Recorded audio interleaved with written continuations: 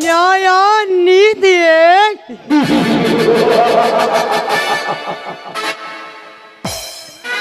ನ್ಯಾಯ ನೀತಿ ಧರ್ಮ ಸುಟ್ಟು ಹೋಗಿದೆ ಈ ಸಮಾಜದಲ್ಲಿ. ಕೆಟ್ಟ ಕುಲಘಾತಕರ ಕರ್ಮ ಹೆಚ್ಚಾಗುತ್ತಿದೆ ಈ ಸಮಾಜದಲ್ಲಿ. ಅನ್ಯಾಯ ಅತ್ಯಾಚಾರ ಎಲ್ಲಿ ನೋಡಿದರೂ ಕೊಲೆ ಸುಲುಗೆ ದರೋಡೆ ಅನ್ಯಾಯ ಅತ್ಯಾಚಾರ ಇದೆಲ್ಲದಕ್ಕೂ ಕಾರಣ ದೊಡ್ಡ ಕರೆನ್ಸಿ.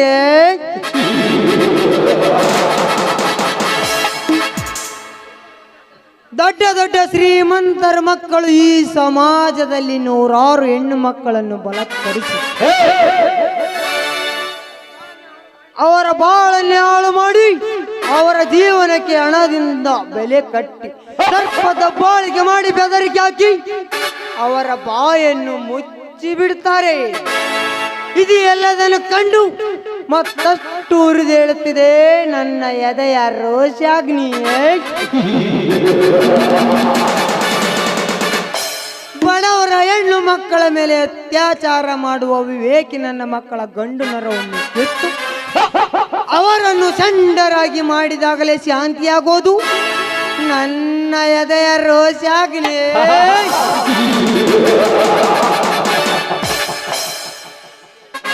ಲೇ ಶ್ರೀಮಂತನರ ಕುಲ್ಲಿಗಳೇ,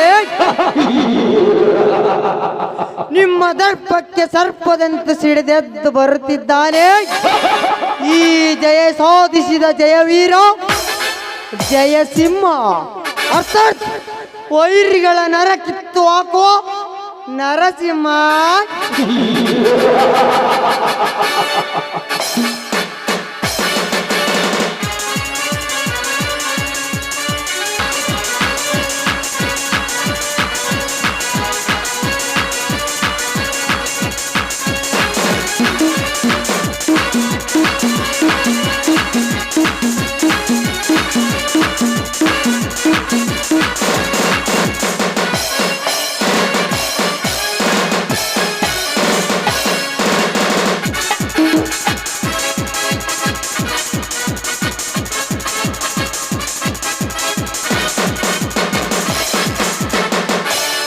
MLA ರಾಜೇಂದ್ರ, ನನ್ನ ಪಾರ್ಟ್ನರ್ ಎಂದು ಸುಮ್ಮನೆ ಬಿಟ್ಟರೆ ನನಗೆ ಲೈಸೆನ್ಸ್ ಕ್ಯಾನ್ಸಲ್ ಮಾಡಿಸ್ತೇನೆ ಎಂದು ವಾರ್ನಿಂಗ್ ಮಾಡಿದ್ಯಾ ಕುನ್ನಿ?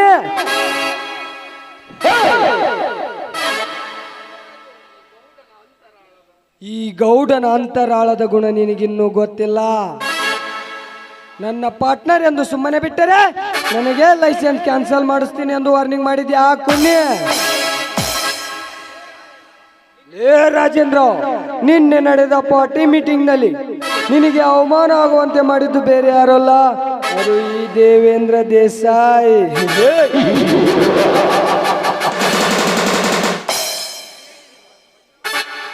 ಹೇಗಿದೆ ರಾಜೇಂದ್ರ ನಿನ್ನ ಸದ್ಯದ ಪರಿಸ್ಥಿತಿ?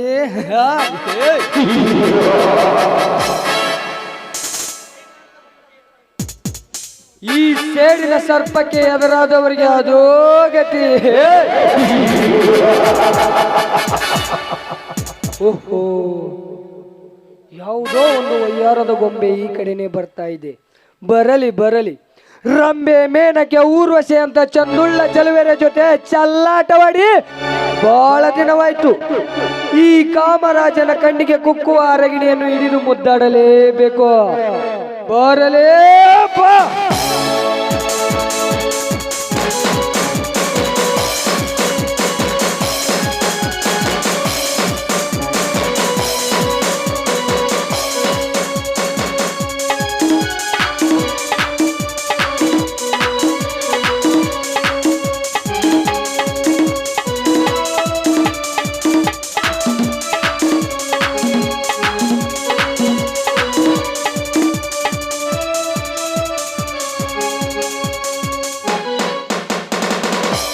ಕನ್ಯಾಮಣಿ ನಿಂತ್ಕೋ.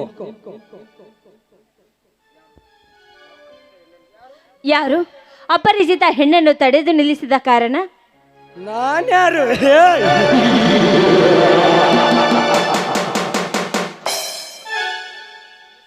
ಬೀಸೋ ಗಾಳಿಯ ಕೇಳು, ಹರಿಯುವ ಗಂಗೆಯ ಕೇಳು. ಅಷ್ಟೇ ಯಾಕೆ, ತಾಯಿಯ ಗರ್ಭದಲ್ಲಿರುವ ಮಗುವನ್ನು ಬೇಕಾದರೂ ಕೇಳು. ಸಾರಿ ಸಾರಿ ಹೇಳುತ್ತದೆ ಸುತ್ತ 40 ಹಳ್ಳಿಯ ನಾಯಕ ದೇವೇಂದ್ರ ದೇಸಾಯಿ ಎಂದು. ನೋಡಿ, ನೀವು ಯಾರಾದ್ರೆ ನನಗೆ ಏನಾಗಬೇಕಾಗಿದೆ? ಅದನ್ನು ತಿಳಿದುಕೊಳ್ಳುವ ಅವಶ್ಯಕತೆ ನನಗೂ ಇಲ್ಲ. ನಾನು ಹೋಗ್ಬೇಕು, ನನಗೆ ದಾರಿ ಬಿಡಿ.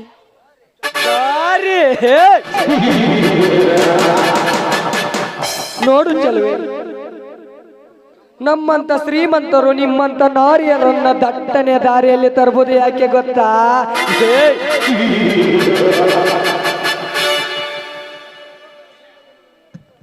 ನಿಮ್ಮಂತ ಸುರಲೋಕದ ಸುಂದರಿಯರನ್ನ ಪ್ರೀತಿಯಿಂದ ಮಾತನಾಡಿಸಿ, ಮಾತಿಗೆ ಒಪ್ಪಿದರೆ ಪ್ರೇಮದ ಚೆಲ್ಲಾಟ, ಮಾತಿಗೆ ಒಪ್ಪದೆ ಎದುರುತ್ತರ ಕೊಟ್ಟರೆ ನಿನ್ನ ದೇಹದ ಮೇಲೆ ಕಾಮದ ಚೆಲ್ಲಾಟ.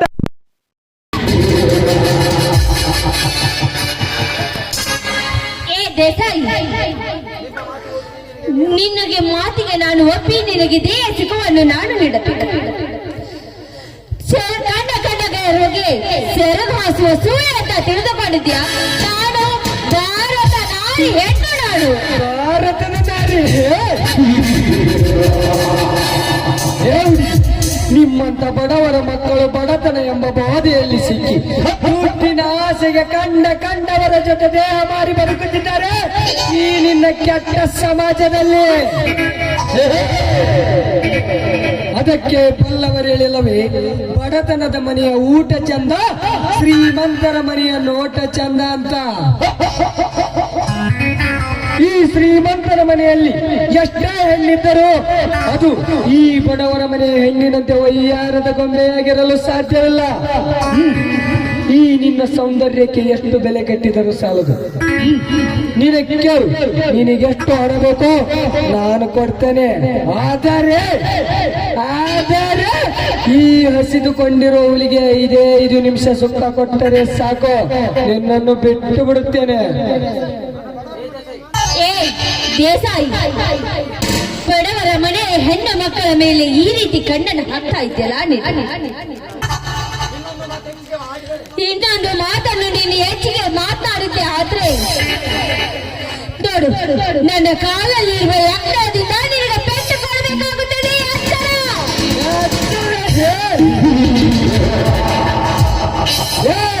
ನನಗೆ ಎಚ್ಚರ ಹೇಳುವ ಉತ್ಸಾಹದ ಹೆಣ್ಣೆ, ಸುತ್ತಲ್ಲಿ ಸರದಾರು ನೆನೆಸಿಕೊಂಡಿರುವ ಈ ದೇವೇಂದ್ರ ದೇಸಾಯಿಗೆ ಚಪ್ಪಲಿಂದ ಕೆಣೆಗೊಡಿತೀನಿ ಎಂದ ಸೊಕ್ಕಿನ ಸೂಳೆ.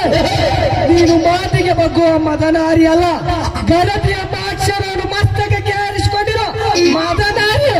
ಬಾರಲೇ ಹೋಗಬೇಡ ಈ ದೇವೇಂದ್ರ ದೇಸಾಯ ಕೈ ಜಾರಿ. ನಿನ್ನ ಶೀಲ ನನ್ನಿಂದಲೇ ಆಗುವುದು ಪಟರಿ. ಬಾರಲೇ ಹೇಳಿ ಗೌಡ್ರೆ, ನೀವು ಈ ಊರಿಗೆ ಗೌಡ್ರೆ ಎನಿಸ್ಕೊಂಡಿದ್ದು, ಮೇಲಾಗಿ ನೀವು ನನ್ನ ತಂದೆಯ ಸ್ಥಾನದಲ್ಲಿದ್ದೇನೆ. ನಾನು ನಿಮಗೆ ಕೈ ಮುಗಿದು ಬೇಡಿಕೊಳ್ತಾ ಇದ್ದೇನೆ, ನಿಮ್ಮ ಮಗಳಂತ ತಿಳಿದುಕೊಂಡು ನನ್ನನ್ನು ಬಿಟ್ಟು ಬಿಡಿ ಶ್ರೀಮಂತ್ರೆ.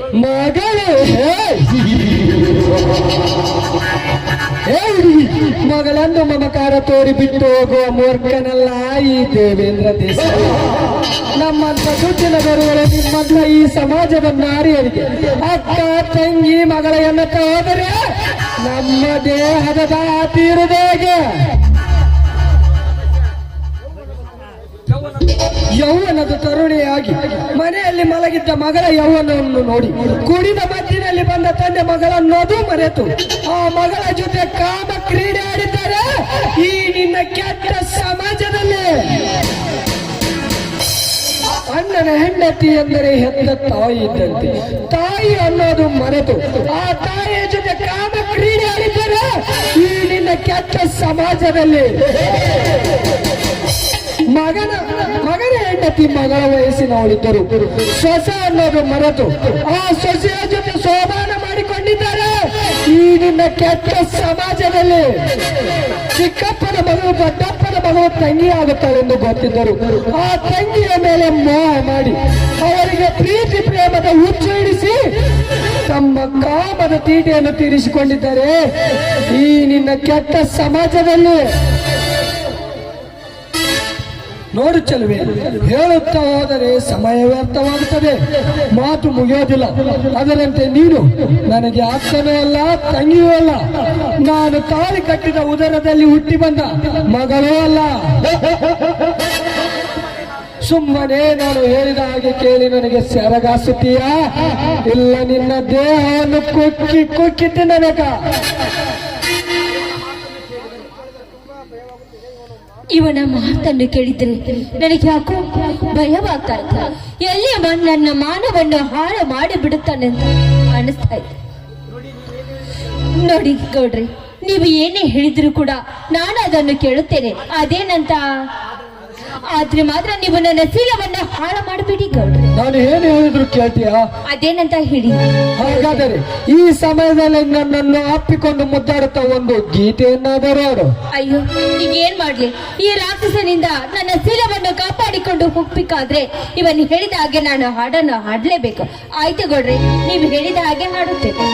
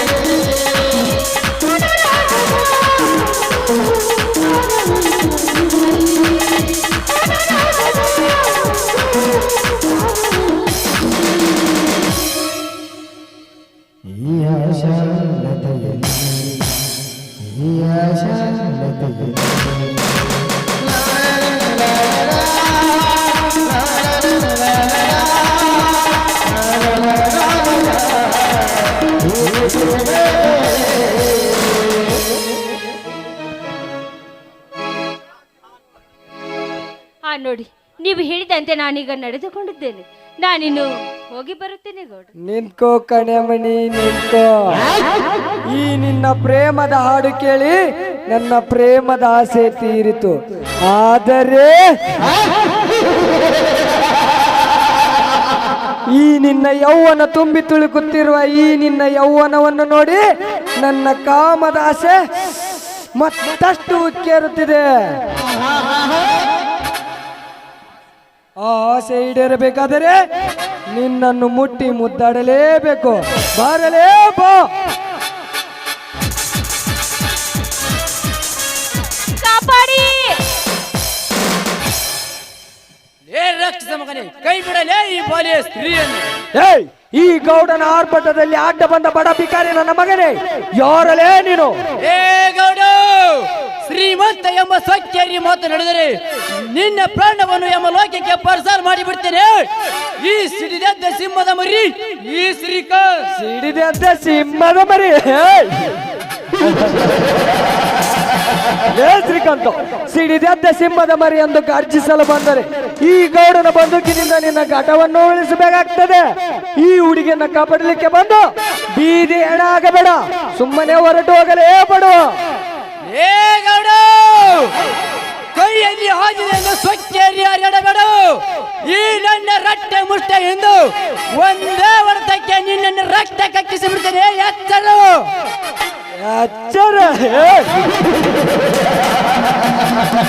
ಶ್ರೀಕಾಂತ, ರಕ್ತ ಕಕ್ಕಿಸುತ್ತೇನೆ ಅಂತ ಬಂದವರೆಲ್ಲ ಬಿಕ್ಕಿ ಬಿಕ್ಕಿ ಸತ್ತು ಹೋಗಿದ್ದಾರೆ ಈ ದೇವೇಂದ್ರ ದೇಸಾಯಿ ಕೈಯಲ್ಲಿ.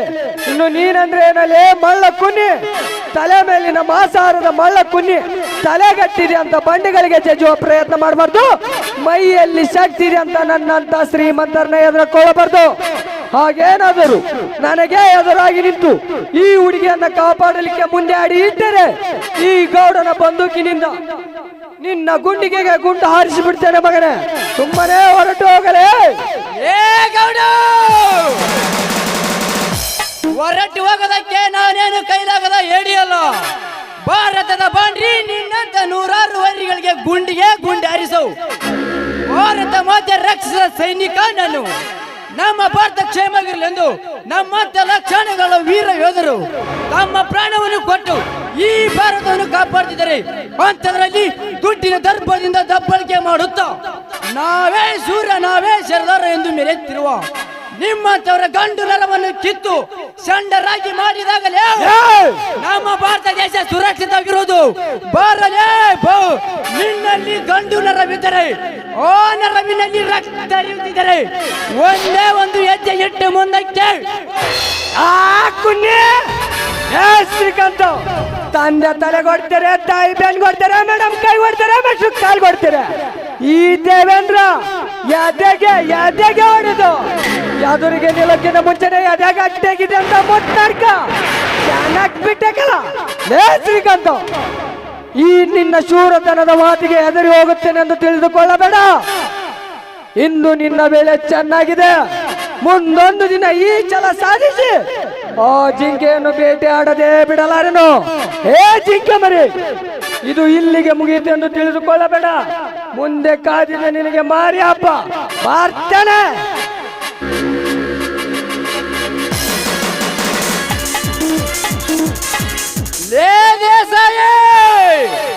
ಬೇಟೆಯಾಡುವ ನಿಮ್ಮಂತ ಬೇಟೆಗಾರ ಬಿಲ್ಲು ಬಣ್ಣವನ್ನು ಮುರಿದು ಒದ್ದು ಬುದ್ಧಿ ಕಲಿಸುವ ಈ ಸಿಡಿದದ್ದ ಸಿಂಹದ ಮರಿ, ಈ ಶ್ರೀಕಾಂತ್.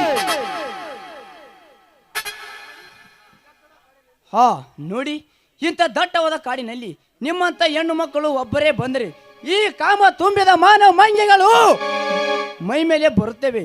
ಇನ್ನು ನೀವೇನು ಭಯಪಡಬೇಡಿ, ನೀವು ಸುರಕ್ಷಿತವಾಗಿ ಹೋಗಬಹುದು. ಅಣ್ಣ, ನಿನ್ನ ಮಾತನ್ನು ಕೇಳಿದರೆ ಕೂಡ ನನ್ನ ಒಡ ಹುಟ್ಟಿದ ಅಣ್ಣನ ಮಾತು ಕೇಳಿದ ಇದೆ. ಏನಮ್ಮ? ನಾನೊಬ್ಬಳು ಅನಾಥಳು ಅಣ್ಣ, ಅನಾಥಳು. ನೋಡಮ್ಮ ತಂಗಿ, ಈ ಪ್ರಪಂಚದಲ್ಲಿ ಯಾರು ಅನಾಥರಲ್ಲ, ಅಥವಾ ಜೊತೆಗೆ ಹುಟ್ಟಿದವರು ಅಣ್ಣ ತಮ್ಮಂದಿರು ಅಲ್ಲ. ಅದೆಲ್ಲ ನಾವು ನಡೆದುಕೊಳ್ಳುವ ರೀತಿಯಲ್ಲಿರುತ್ತದೆ. ಇರಲಿ ಬಿಡಮ್ಮ, ಅದರ ಬಗ್ಗೆ ನೀನೇನು ಚಿಂತಿಸಬೇಡ. ನಿಮ್ಮದು ಯಾವ ಊರು? ಇಲ್ಲಿ ಯಾರ ಮನೆಗೆ ಬಂದಿದೆಯಾ ಹೇಳು, ಅವರ ಮನೆಗೆ ನಿನ್ನನ್ನು ಕಳಿಸಿ ಬರುತ್ತೇನೆ. ನನ್ನ ಹೆಸರು ಕವಿತಾ ಅಂತ, ನಾನು ಬೆಂಗಳೂರಿನವಳು. ನಾನು ಈ ಊರಿಗೆ ನನ್ನ ಗೆಳತಿ ಸವಿತಾ ಅಂತ ಇದ್ದಾಳೆ. ಅವಳಿಗೆ ಭೇಟಿ ಆಗಬೇಕಂತ ನಾನು ಇಲ್ಲಿಗೆ ಬಂದಿದ್ದೇನೆ. ಅವಳನ್ನು ಹುಡುಕಿಕೊಂಡು ಹೋಗುವಷ್ಟರಲ್ಲಿ ಈ ರಾಕ್ಷಸ ಇಲ್ಲಿ ಬಂದು ಈ ರೀತಿ ನನ್ನ ಜೊತೆ ನಡೆದುಕೊಂಡು ಬಿಟ್ಟ.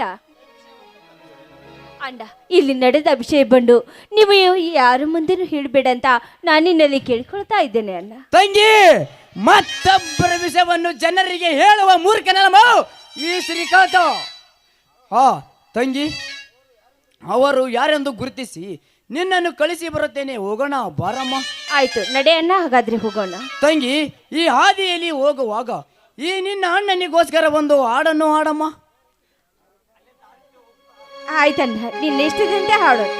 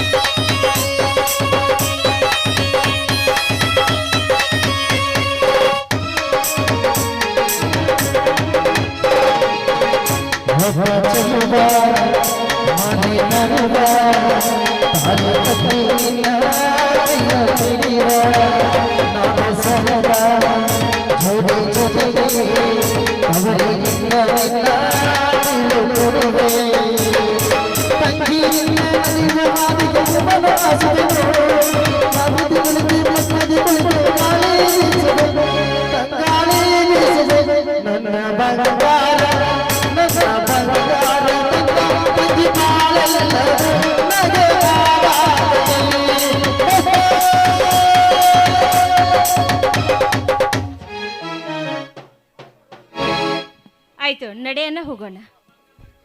ಹೋಗೋಣ ಬಾರಮ್ಮ. ಬಸ್ ಯಾಕ ಫ್ರೀ ಮಾಡ್ತು ಯಪ್ಪ ಸರ್ಕಾರ, ಬಸ್ ಯಾಕ ಫ್ರೀ ಮಾಡ್ತು ಯಪ್ಪ ಸರ್ಕಾರ. ಎಂಟಿ ಗೆಳತರ ಕೂಡ ಹೋಗಿಳ ಮೈಸೂರು ಟೂರ, ಎಂಟಿ ಗೆಳತರ ಕೂಡ ಹೋಗಿಳ ಮೈಸೂರು ಟೂರ.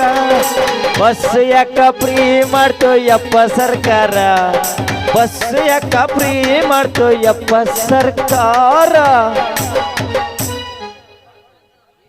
ಅಲ್ರಿ, ಇಂದಿನ ಕಾಲದಾಗ ಹೆಣ್ಮಕ್ಳು ಗಂಡ್ಮಕ್ಳು ಅಂಜಿ ಬಾಳೆ ಮಾಡ್ತಿದ್ರು. ಆದ್ರ ಈಗಿನ ಕಾಲದಾಗ ಗಂಡ್ಮಕ್ಳ ಹೆಣ್ಮಕ್ಳಿಗೆ ಹಂಚಿ ಬಾಳೆ ಮಾಡ್ಯಾರ. ಅಲ್ರಿ, ಈ ಸರ್ಕಾರದವ್ರು ಯಾವಾಗ ಫ್ರೀ ಬಸ್ ಮಾಡಿತ್ತು, ಯಾವಾಗ 2,000 ಅಕೌಂಟಿಗೆ ಹಾಕಕ್ಕಿತ್ರ ಅವತ್ತ ಮರ್ತು ಬಿಟ್ರಿ. ಒಟ್ಟು ಬಾಯಿ ಬಿಟ್ರೆ ಸಾಕು, ಕೈ ಎತ್ತಿದ್ರೆ ಸಾಕು, ತವ್ರ ಮನಿ ತವ್ರ ಮನಿ, ತವ್ರ ಮನಿ ತವ್ರ ಮನಿ ಚಲೋ ಮಾಡಿಬಿಡ್ತಾರೆ ಬ್ಯಾಕ್ ಕಟ್ಟಿಗೆಂದು. ಅಲ್ರಿ, ನಾವು ಮದುವೆ ಆಗಿರ್ತೀವಿ, ನಮಗೆ ಮುಂದೆ ಏನು ಗತಿ ಅಂತೀನಿ. ಅಲ್ಲಿ ಇವ್ರು ತವ್ರ ಮನೆ ಕಳಿಸಿ ನಾವೇನು ತಂಡ್ಯಾಗ ಏನು ಕೌದಿ ಹರಿಯೋದಿರುತ್ತ, ಅವ್ರು ತವ್ರ ಮನೆಗೆ ಹೋಗ್ಕಾರ ನಾವು ಕೌದಿ ಹರ್ಕಂತ ಕುಂದ್ರದೈತಿ. ಅವನವನು ಅದಕ್ಕೆ ಈ ಸಲುವಾಗಿ ತಂಡಿ ಜೀವನಕ್ಕೆ ಈ ಮದುವೆ ಹಿಂಗತಿ ತವ್ರ ಮನೆ ನೋಡಿ ಮದುವೆನ ಬ್ಯಾಡ ಅಂತಂದು ಅವನವನು ಸುಮ್ಮನೆ ಆಗ್ಬಿಟ್ಟು ನೋಡ್ರಿ. ಮಾನ್ಯ ಶೆಟ್ಟಿ ಮಗಳು ನಮಗೆ ಸಟ್ ಆಗ್ಯಾಳ, ಆಕಿಗೆ ಕೇಳಿದಾಗೆಲ್ಲ ಸಿಕ್ಕಾಪಟ್ಟೆ ಕೊಡಿಸಿ ಆಕಿನ್ನ ರಾಪ್ ಮಾಡ್ಕೊಂಡು ಅವನವನು ನಮ್ಮ ಆಕಿನ್ನ ಮದುವೆ ಆಗಿಬಿಟ್ರೆ ನಮ್ಮದೆಲ್ಲ ಸೀಸನ್ ಬಾದ್ ಆಗ್ಲಾರ್ದಂಗೆ ಇರ್ತೀವಿ. ಆ ನನ್ನ ಮಗ ಬಳಿಗಾರ ವೇಷ ಹಾಕ್ಯಂಡು ಬರ್ಬೇಕಾಗಿತ್ತಲ್ಲ, ಬರಕತ್ತಾನೇನು ಬಂದ ಬಾರ ಬಾರ.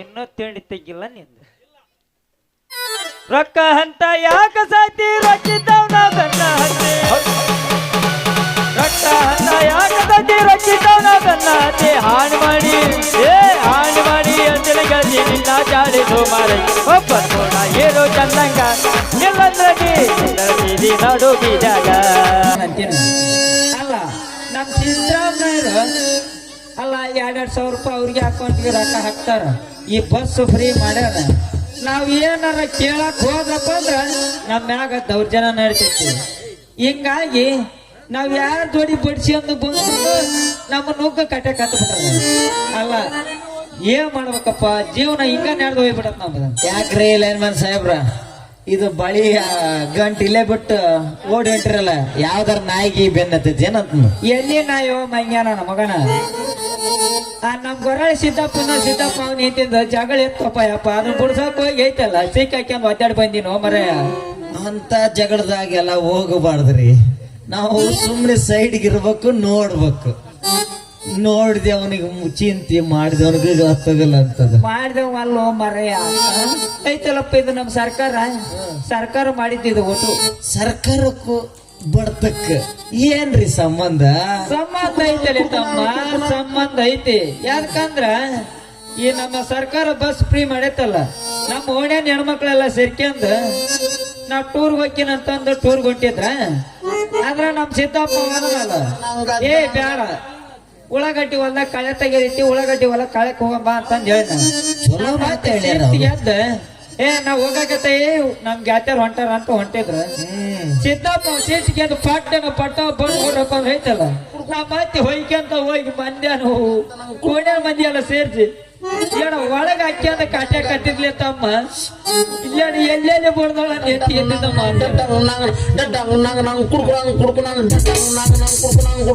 ಗಾಯಿಗೆ ಬಡ್ಸ್ಕೊಂಡ್ ಬಳಿಗಂಟ ಅಲ್ಲೇ ಬಿಟ್ಟು ಓಡಿ ಬಂದಿರು ಬರೇ ಇದ ಸುದ್ದಿನ ಮೊನ್ನೆ ನಾನ್ ರೇವಣಿಗೆ ಹೋಗಿದ್ದೆ ಇಂಜೆಕ್ಷನ್ ಮಾಡ್ಬೇಕು ಇನ್ನ ಅನ್ನೋದ್ರಾಗ ಚೂಜ್ ಒಳಗ್ ಹೋಗಿತ್ತು ಎಣ್ಣೆ ಬಿಟ್ಟಿದ್ದಿಲ್ಲ ಅವಳ ಕರೆಂಟ್ ಕಡ್ಸನಕ್ ಬಂದಿದ್ದ ಲೈನ್ ಮಾನ್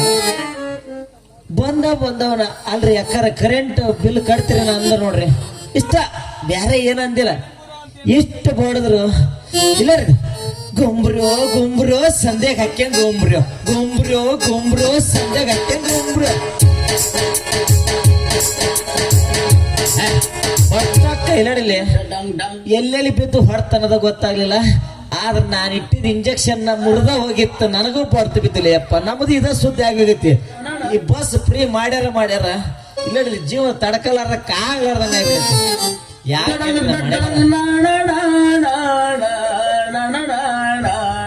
ಹೋಗ್ಲಿ ಬಿಡವ ಮರೆ ಅದ್ನ್ಯಾಕ್ ಚಿಂತೆ ಮಾಡ್ತಿ ಅಂದಂಗ ಸುಂದ್ರಿ ಇತ್ತಾಗ ಬರಕತ್ತಾಳ ಬರ್ಲಿ ಆಕಿನ ಹಿಡ್ದು ಒಂದ್ ಸ್ವಲ್ಪ ಜಾಸ್ತಿ ಬಿಟ್ರಾತ ಕಡಿಮೆ ಆತ ಕೋರೋನಾ ಓಪನ್ ಕರ್ಕೊಂಡು ಹೋಗು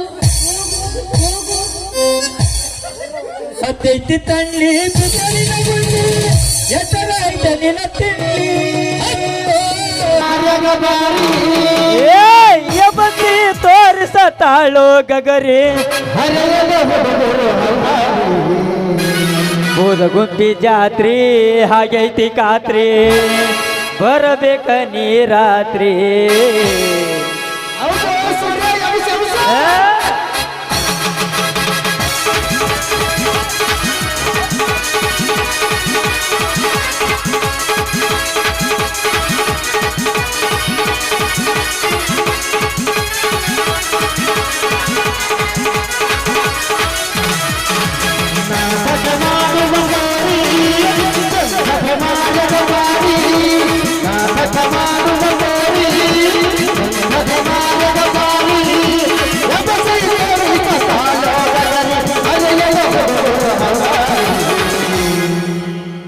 ಏ ಸುಂದ್ರಿ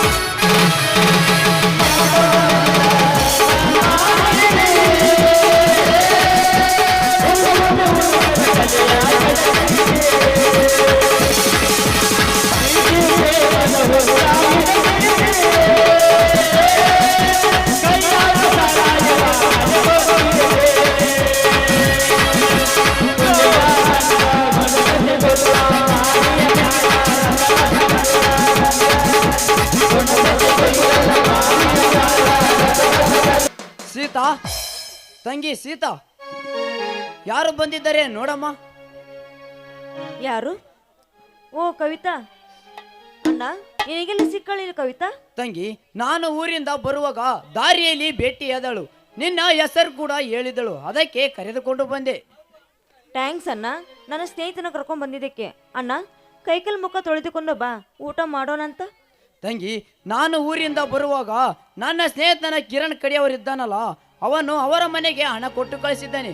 ಮೊದಲು ಹೋಗಿ ಅವರ ಮನೆಗೆ ಹಣ ಕೊಟ್ಟು ಬರುತ್ತೇನೆ, ಆಮೇಲೆ ಎಲ್ಲರೂ ಸೇರಿ ಊಟ ಮಾಡಿದ್ರಾಯ್ತು. ಆಯ್ತಣ್ಣ. ಆ ಕವಿತಾ, ಹೇಗಿದ್ದೀಯಾ? ಹಾ ಕಣ್ಣೆ, ನಾನು ಚೆನ್ನಾಗಿದ್ದೇನೆ. ನೀನು ಚೆನ್ನಾಗಿದ್ದೆ ತಾನೆ? ಹೌದು, ಮನೆಯಲ್ಲಿ ಫಂಕ್ಷನ್ ಇದೆ ಅಂತ ನೀ ನನಗೆ ಬರ ಹೇಳಿದೆ, ಆದರೆ ಮನೆಯಲ್ಲಿ ಏನೂ ಕಾಣ್ತಾ ಇಲ್ವಲ್ಲ. ಕವಿತಾ, ನಾನು ನಿನಗೊಂದು ಮಾತು ಕೇಳಬೇಕಿತ್ತು, ಕೇಳಲಿ? ಅದ್ಯಾವ ಮಾತಂತ ಕೇಳು. ಹೇಳು. ಕೇಳುತ್ತೀನಿ ಕವಿತಾ, ಆದರೆ ಇನ್ನು ನನ್ನನ್ನು ತಪ್ಪು ತಿಳಿದುಕೊಳ್ಳಬಾರದು. ಇಲ್ಲ, ನಾನು ನಿನ್ನ ಬಗ್ಗೆ ಯಾವತ್ತಿಗೂ ತಪ್ಪು ತಿಳಿದುಕೊಳ್ಳು. ಅದ್ಯಾವ ಮಾತು ಅಂತ ಹೇಳು ಸವಿತಾ, ನಡೆಸಿಕೊಡ್ತೇನೆ. ವಾರದಿಂದೆ ಅನ್ಯರೋಗದಿಂದ ನನ್ನ ತಾಯಿ ತೀರಿಕೊಂಡಳು. ಅನಾಥ ಆದ ನನಗೆ ತಾಯಿ ಸ್ಥಾನ ತುಂಬುತ್ತೆ ಎಂದು ಕೇಳ್ತಾ ಇದ್ದೆ ಕವಿತಾ. ಇದೇನು ಸೀತಾ, ನೀನು ಕೇಳುತ್ತಿರುವುದು ಏನು? ನೀನು ಹೇಳುತ್ತಿರುವ ಮಾತಿನ ಅರ್ಥ ನನಗೊಂದು ಅರ್ಥವಾಗ್ತದೆ. ಅದೇನಂತ ಬಿಡಿಸಿ ಹೇಳು ಸವಿತಾ. ಕವಿತಾ, ನಮ್ಮ ಅಣ್ಣನ ಮದುವೆಯಾಗಿ ನಮ್ಮನೆಗೆ ಸೊಸೆಯಾಗಿ ನನಗೆ ಅತ್ತಿಗೆಯಾಗಿ ತಾಯಿ ಸ್ಥಾನ ಕೊಡ್ತೀವಿ ಎಂದು ಕೇಳ್ತಾ ಇದ್ದೆ ಕವಿತಾ. ಸವಿತಾ, ಏನು ಹೇಳ್ತಾ ಇದೆಯಾ? ಇದು ನನ್ನನ್ನು ಕರೆಯಿಸಿ ನನ್ನನ್ನು ತಪ್ಪಲಿ ಆಗಿದ್ದವಳನ್ನು ಈ ಮನೆಗೆ ಸಸಿಯನ್ನಾಗಿ ಮಾಡಿಕೊಡ್ತೇನೆ ಅಂತ ಹೇಳ್ತಾ ಇದ್ದೆ. ನಾನು ನಿನ್ನ ತಾಯಿ ಸ್ಥಾನವನ್ನು ಆಯ್ತು, ನೀನು ಹೇಳಿದಾಗಿ ನಡೆದುಕೊಳ್ಳುತ್ತೇನೆ ಸವಿತಾ. ಅದರ ಬಗ್ಗೆ ನೀನು ಚಿಂತೆ ಮಾಡಬೇಡ ಕವಿತಾ. ನನಗೆ ನಮ್ಮ ಅಣ್ಣ ಅಂದ್ರೆ ಪಂಚಪ್ರಾಣ. ನಮ್ಮ ಅಣ್ಣ ನಂದು ಯಾವತ್ತೂ ಮಾತು ಮೀರುವುದಿಲ್ಲ. ನೀವು ಒಪ್ಪಿಕೊಂಡರೆ ಸಾಕು. ಈತ ಅನಾಥಳು ನಾನು. ಆ ಮಾತನ್ನು ಅಳಿಸಿ ಕಷ್ಟ ನನ್ನನ್ನು ನೀನು ಈ ಮನೆಯಲ್ಲಿ ತುಂಬಿಸಿಕೊಳ್ತಾ ಇದ್ದೆ ಅಂದ ಮೇಲೆ ಇದನ್ನು ಕೇಳಿ ನನಗೆ ತುಂಬಾ ಸಂತೋಷವಾಗ್ತಾ ಇದೆ. ನಿನಗೆ ನಾನು ಏನಂತ ಉತ್ತರ ಕೊಡಲಿ ಅಂತ ತಿಳಿಯದಂತಾಗಿದೆ ಸವಿತಾ. ಆ ಸವಿತಾ, ಥ್ಯಾಂಕ್ಸ್ ಸವಿತಾ, ಥ್ಯಾಂಕ್ಸ್. ಯಾರಮ್ಮ ಅನಾಥಳು? ಒಡ ಹುಟ್ಟಿದವರು ಯಾರು ಬಂದವರಲ್ಲ.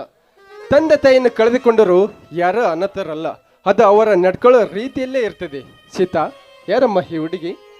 ಅಪ್ಪ, ಇವಳು ನನ್ನ ಕಾಲೇಜ್ ಫ್ರೆಂಡ್ ಕವಿತಾ ಅಂತ. ಒಂದು ವಾರ ರಜವಿತ್ತು, ಅದಕ್ಕೆ ನಮ್ಮ ಊರಿಗೆ ಬರಲು ಹೇಳಿದಪ್ಪ.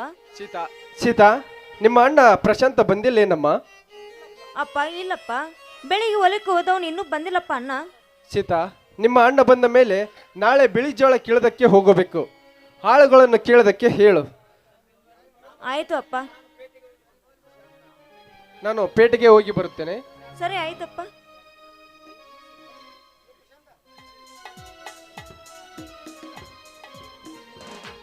ತಂಗಿ ಸೀತಾ, ಶ್ರೀಕಾಂತ ಊರಿಂದ ಬಂದನಂತಲ್ಲ, ಎಲ್ಲಿದ್ದಾನೆ?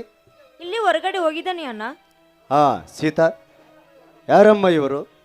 ಅಣ್ಣ, ಇವಳು ನನ್ನ ಕಾಲೇಜ್ ಫ್ರೆಂಡ್ ಕವಿತಾ ಅಂತ. ಅಣ್ಣ, ನೀ ನನಗೊಂದು ಮಾತು ಕೊಟ್ಟಿದ್ದಲ್ಲ, ನೆನಪಿದೆಯಾ ಅಣ್ಣ? ಏನು ಮಾತಮ್ಮ ಅದು? ಅದೇ ಅಣ್ಣ, ನಾನು ಯಾವುದೇ ಹುಡುಗಿನ ತೋರಿಸಿದ್ದರು ನೀನು ಮದುವೆ ಅಕ್ಕಿನ ಅಂತ ನನಗೆ ಮಾತು ಕೊಟ್ಟಿದ್ದಲ್ಲಣ್ಣ, ಆ ಮಾತನ್ನ. ಅದಕ್ಕೆ ಏನಾಯ್ತಮ್ಮ ಇವಾಗ?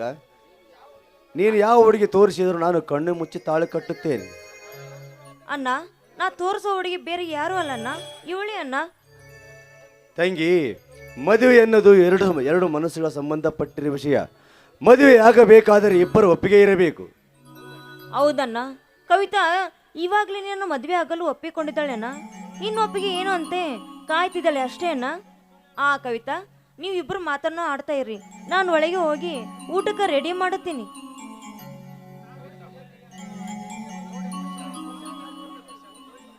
ನೋಡಿ ಪ್ರಶಾಂತ್, ನಿಮ್ಮ ತಂಗಿಯ ಬಲವಂತಕ್ಕಾಗಿ ನೀವು ನನ್ನನ್ನು ಮದುವೆ ಆಗಲು ಒಪ್ಪಿಕೊಳ್ಳಬೇಡಿ. ನಿಮ್ಮ ಮನಸ್ಪೂರ್ವಕವಾಗಿ ಒಪ್ಪಿಗೆ ಇದ್ರೆ ಮಾತ್ರ ನನ್ನನ್ನು ಮದುವೆ ಆಗಲು ಒಪ್ಪಿಕೊಳ್ಳಿ. ಕವಿತಾ, ತಂದೆ ತಾಯಿಯನ್ನು ಕಳೆದುಕೊಂಡು ಅನಾಥನಾದ ಈ ತಬ್ಬಲಿಗೆ ತಾಯಿಯವಳೆ ತಂಗಿನವಳೆ, ಅವಳಿಗೆ ಒಪ್ಪಿಗೆ ಆದ ಮೇಲೆ ನನಗೆ ಯಾವ ಅಭ್ಯಂತರವೂ ಇಲ್ಲ. ಅಂದ್ರೆ ನಿಮಗೂ ಕೂಡ ಇದು ನನ್ನನ್ನು ಮದುವೆ ಆಗಲು ಒಪ್ಪಿಗೆ ಇದೆ ಅಂತ ಆಯ್ತು ಅರ್ಥ? ಹೌದು ಕವಿತಾ. ಪ್ರಶಾಂತ್, ಈ ಸಂತೋಷದ ಸಮಯದಲ್ಲಿ ನಾನು ನಿನ್ನನ್ನು ಒಪ್ಪಿಕೊಂಡು ಒಂದು ಹಾಡನ್ನು ಹಾಡ್ಬೇಕಂತ ಆಸೆ ಆಗ್ತಾ ಇದ್ದೆ.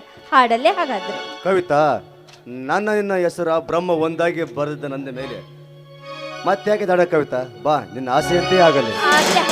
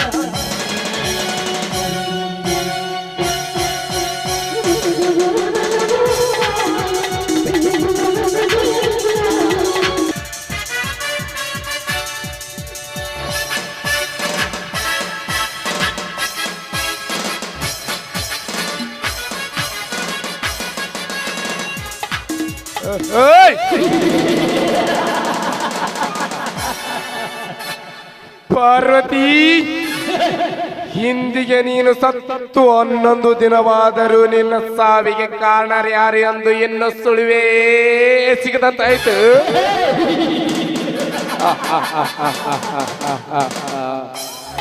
ಸುಮ್ಮನೆ ನನಗೆ ಸೆರಗು ಆಸಿದ್ದರೆ ಜೀವಂತವಾಗಿರ್ತಿದ್ದೆ. ಇದರ ಮೇಲೆ ಗರತಿ ನಾನೆಂದು ಗರ್ವದಿಂದ ಹಾರಾಡಿ ಗಗನಯಾತ್ರೆ ಮಾಡಿಬಿಟ್ಟೆ ಈ ಗಜೇಂದ್ರನ ಕೈಯಲ್ಲಿ.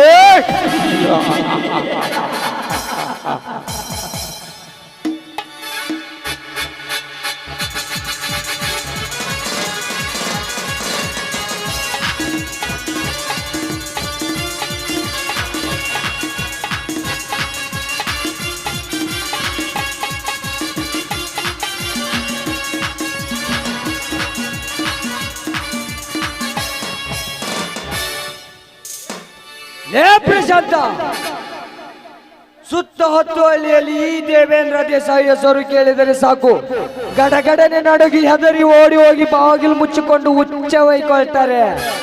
ಅಂಥದ್ರಲ್ಲಿ ತುತ್ತು ಕೂಳಿಗೆ ಗತಿ ಇಲ್ಲದ ಬಡ ಬಿಕಾರಿ ನೀನು ನನಗೆ ಸಡ್ಡು ಹೊಡೆದು ಸವಾಲ್ ಹಾಕಿ ನಿಂತಿದ್ಯಾ ಮಗನೇ? ನೀನು ಹಾಕಿದ ಸವಾಲಿಗೆ ನಿನ್ನ ತಂಗಿಯ ಸೀತಾಳ ಶೀಲಾರ್ಣವಾಗಲೇಬೇಕು. ನನ್ನ ಸೇಡಿನ ಕೆಂಡದಲ್ಲಿ ನಿಮ್ಮ ಮನೆತನ ಸುಟ್ಟು ಭಸ್ಮವಾಗಲೇಬೇಕು.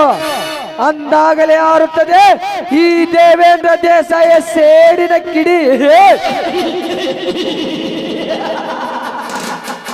ಅಣ್ಣ ಅಣ್ಣ, ಸಕ್ಕಿರಿದವನ ದೇವನ ತುಂಡು ತುಂಡಾಗಿ ಕತ್ತರಿಸಿ ಹೊತ್ತು ಕಾಯಿಗಳಿಗೆ ಹಾರಾಕವರಿಗೆ ಮರೆದಿಲ್ಲಣ್ಣ.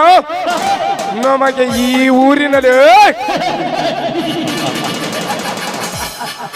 ತುಂಡು ತುಂಡಾಗಿ ಅಷ್ಟೇ ಅಲ್ಲ ಗಜೇಂದ್ರ, ಅವನ ಸಾವನ್ನು ಕಂಡು ಇಡೀ ಊರಿನ ಜನ ಗಡಗಡನೆ ನಡುಗಿ ಯಾದರಿ ಓಡಿ ಹೋಗಿ ಬಾಗಿಲು ಮುಚ್ಚಿಕೊಳ್ಳಬೇಕು. ಹಾಗೆ ಮಾಡೋಣ. ಮುನಿಯೋ ಏ ಮುನಿಯೋ ಹೇಳ್ರಿ ಗೌಡ್ರ. ಏ ಮುನಿಯೋ, ಸೋಮ ಭೀಮನಿಗೆ ಹೇಳಿ ಆ ಸೀತಾಳನ್ನು ಹೊತ್ತುಕೊಂಡು ಬರಲು ಹೇಳು. ಅವಳಿಗೆ ಇವತ್ತೊಂದು ಗತಿ ಕಾಣಿಸೋಣ. ಆಯ್ತು ಗೌಡ್ರೆ, ನೀವು ಒಳಗೆ ರೆಸ್ಟ್ ಮಾಡ್ರಿ, ನಾ ಹೊತ್ಕೊಂಬರಕ್ಕೆ ಹೇಳ್ತೀನಿ ರೀ. ಆದಷ್ಟು ಬೇಗ.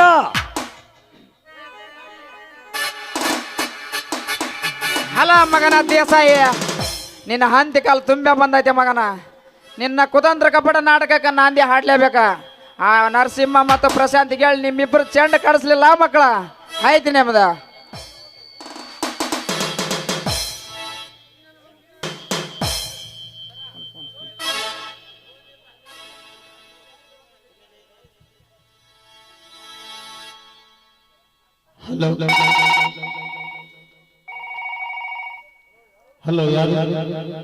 ಹಲೋ ನರಸಿಂಹ, ನಾನು ನಿಮ್ಮ ಡ್ಯಾಡಿ ಮಾತಾಡ್ತಾ ಇರೋದು. ಪ್ರಶಾಂತ ಮತ್ತು ನರಸಿಂಹ ಇಬ್ಬರು ಸೇರಿ ಆ ದುಷ್ಟಗೌಡರನ್ನು ಬಂದು ಸಂಹಾರ ಮಾಡಿಬಿಡಿ. ಇಲ್ಲೇ ನಮ್ಮ ಯಂಕಣ್ಣವ್ರ ತೋಟದಿಂದ ಬಂದುಬಿಡಿ.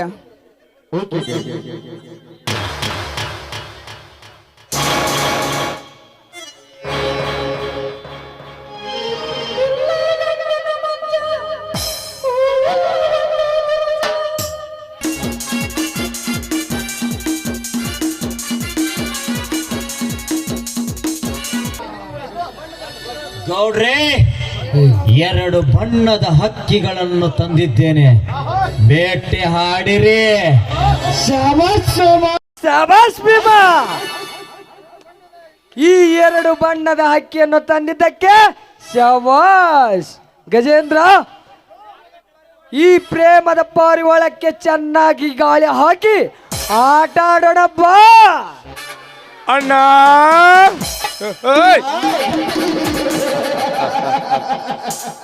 ಸಮಯವನ್ನು ವ್ಯರ್ಥ ಮಾಡಿಕೊಳ್ಳುವುದು ಬೇಡ.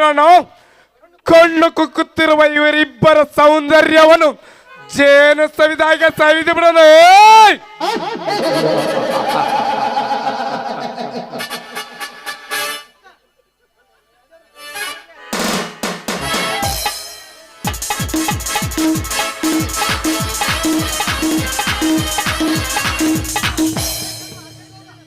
ಕೈ ಬಿಡ್ರೋ ಪಾಪಿಗಳ. ಈ ವಿಷಯ ಏನಾದ್ರೂ ನನ್ನನಿಗೆ ಗೊತ್ತಾದ್ರೆ ನೀವಿಬ್ಬರ ರುಂಡವನ್ನು ಜಾಲಾಡಿ ಬಿಡ್ತಾನೆ ನಮ್ಮಣ್ಣ.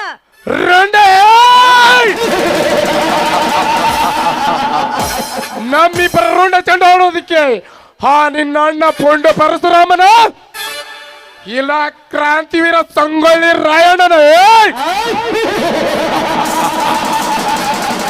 ಇಲ್ಲ ಸಿಂಧೂರು ಲಕ್ಷ್ಮಣನ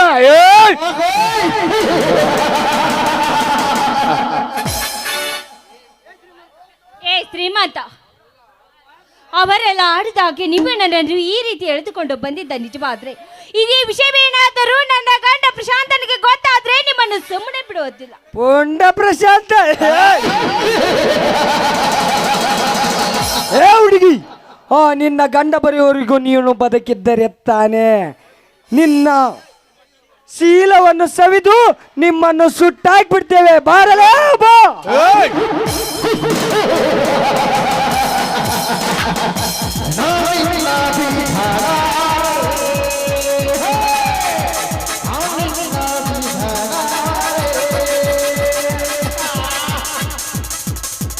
ಲೇ ದೇಸಾಯಿ, ಮುಗಿಯಿತು ಮಗನ ನಿನ್ನ ಕತೆ. ಲೇ ಮಕ್ಕಳೇ, ನನ್ನಣ್ಣನ ಕೈ ಕತ್ತರಿಸಿ ಬಿಟ್ರ ಮಕ್ಕಳೇ, ನಿಮ್ಮನ್ನು ಸುಟ್ಟಾಕಿ ಬಿಡ್ತಿಲ್ಲ ಮಕ್ಕಳೇ. ಹೇಗಿದ್ದೇಂದ್ರ ಹಳ್ಳಿಯಲ್ಲಿ ಮನ ಬಂದಂತೆ ಅವರು ಆಡುತ್ತಿರುವ ಅಲ್ಕ ನನ್ನ ಮಗನೇ, ನಿನ್ನ 2 ಕಣ್ಣುಗಳನ್ನು ಕಿತ್ತು ಭಿಕ್ಷೆ ಎತ್ತುವಂತೆ ಮಾಡಿಬಿಡ್ತೇನೆ. ಬರಲೇ ಬಾ.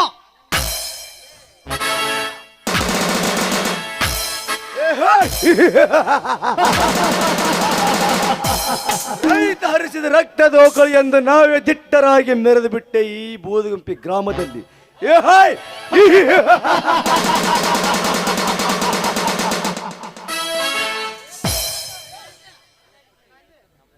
ಚಾಲು ಆಗೈತೆ ಬರ್ರಿ ಸದ್ಯ.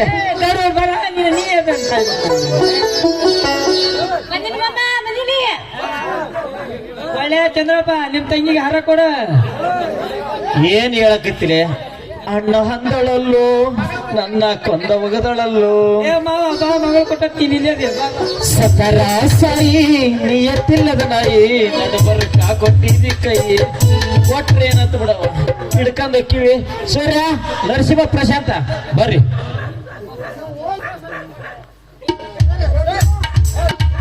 ಮದುವೆ ಆದ್ಮೇಲೆ ಶುಭ ಮುಹೂರ್ತ.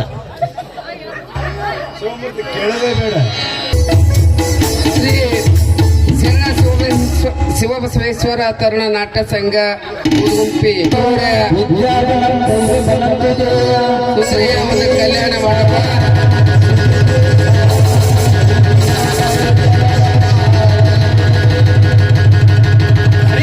ಶಿವಬಸವೇಶ್ವರ ಮಹಾರಾಜ್ ಕಿ,